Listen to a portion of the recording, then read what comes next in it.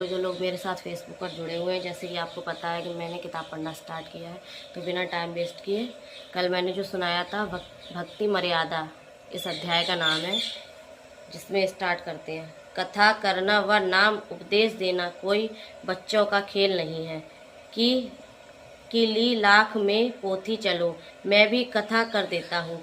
चलो मैं भी रामायण का पाठ कर देता हूँ, गीता जी का पाठ कर देता हूँ, ग्रंथ साहिब का पाठ कर देता हूँ, अर्थात सत्संग कर देता हूँ और नाम भी दे देता हूँ। आदि पूर्ण संत को भी यही कथा करने का उपदेश देने का अधिकार होता है और उन कथा का समापन भी वही कर सकता है, चूंकि पूर्ण संत के शब्द में शक्ति होती है, जैसे सुखदेव के शब्द में थी। जैसे कोई सत्संग करे और मान लो उसमें आम ही महिला बताए कि आम बहुत मीठा होता है, फलों का राजा होता है, उसका रंग पीला होता है, आदि आदि। और यदि कोई आकर कहे कि ला भाई आम दो, तो वह सत्संग करने वाला कहे कि मेरे पास तो आम नहीं है।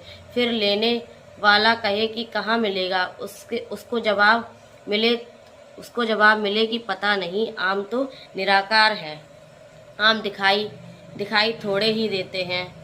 फिर लेने वाला कहे कि अरे नादान, जब तेरे पास आम है ही नहीं और ना ही तेरे को ये पता है कि आम कहाँ से मिलेगा, साथ में कह कर रहा है कि वह निराकार है, तो व्यर्थ में शोर मचाता क्यों फिर रहा है। कहने का अभिप्राय यही है, तत्व ज्ञान रहित व विज्ञान बिना अधिकार कथा करने वाले और उनके मुख से सुनने वाले सभी नरक के अधिकारी होते हैं।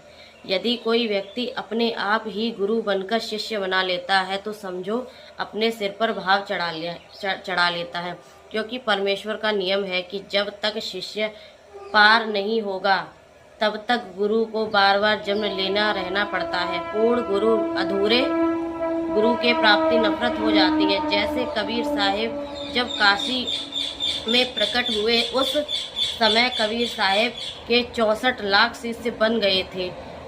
उनकी परीक्षा लेने के लिए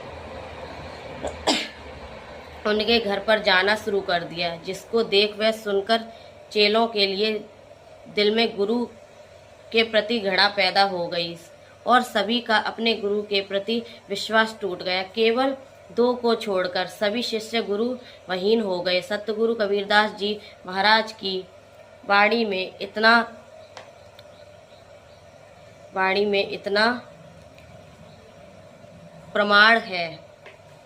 हम आपसे यही प्रार्थना करना चाहते हैं कि सोच विचार कर जो भी आप करना चाह रहे हैं, सोच विचार लें, 4 लोगों की